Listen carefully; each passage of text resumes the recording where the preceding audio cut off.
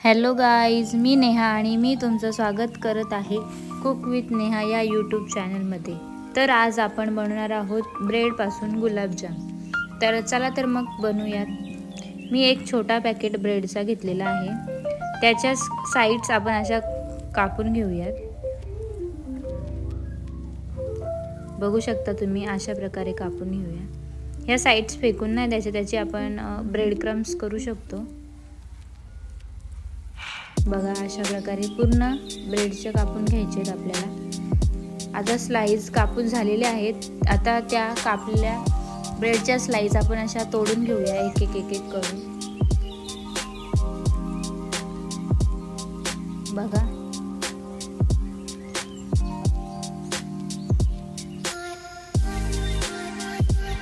आता आपण त्यामध्ये अर्धा वाटी मिल्क पावडर टाकूया आणि थोडंसं गरजेनुसार थोडं दूध घेऊन आपण ते पीठ मळून घेऊया, पिठासारखं मळून घेऊया। बघा, मी कसं केलं तशा प्रकारे आपल्याला पूर्ण पीठ मळून घ्यायचे आहेत, एकदम सॉफ्ट असं।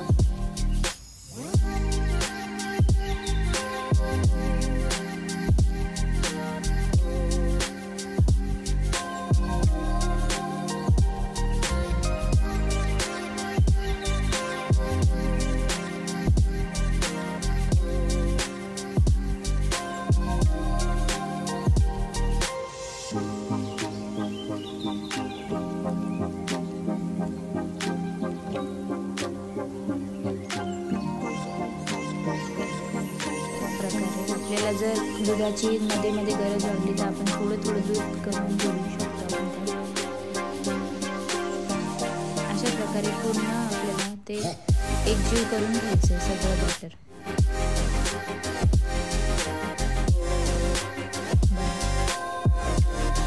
थोडंसं घेते। अशा प्रकारे तुम्ही सुद्धा करून बघा, छान होतात हे गुलाबजाम। घरी एकदा नक्की ट्राय करा।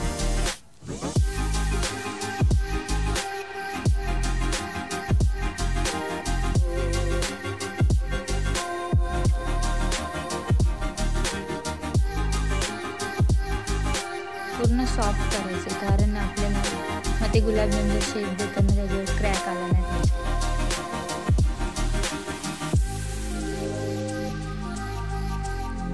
अशा प्रकारे बघा, आपलं पीठ मळून झालेलं आहे।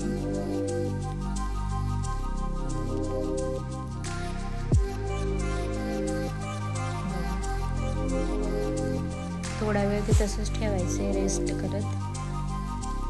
आता छोटे गोळे घेऊन बिना क्रॅक पडता एकदम छान मळून असा आपल्याला एक गुलाबजामचा आकार करायचा आहे। बघा,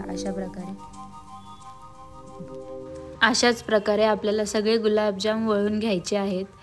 असे क्रॅक न पडता गुलाबजाम करायचे आहेत आपल्याला, म्हणजे ते साखरेच्या पाकात तळकत नाहीत। बघा, अशा प्रकारे सगळे गुलाबजाम तसेच करून घ्यायचे आहेत। आपले गुलाबजाम आता करून झालेले आहेत सगळे। बघा, आता साखरेचा पाक बनवून घेऊया। त्यासाठी 1 ग्लास पाणी आणि 1 वाटी साखर मी टाकलेली आहे आणि त्यात 2-3 वेलच्या सोलून टाकलेल्या आहेत, सालीसकट टाकलेल्या आहेत। आता हे छान आपण उकळी करून घेऊया त्याची। बघा, अशा प्रकारे उकळी आल्यावर 3-4 मिनिटं आपल्याला उकळी काढून घ्यायची आहे त्याची चांगली।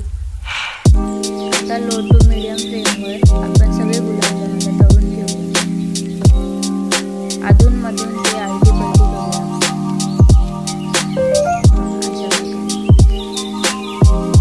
खाली लागले नाही पाहिजे, सारखं असं हलवत राहायचं। बारीक गॅसवरच करायचे हे।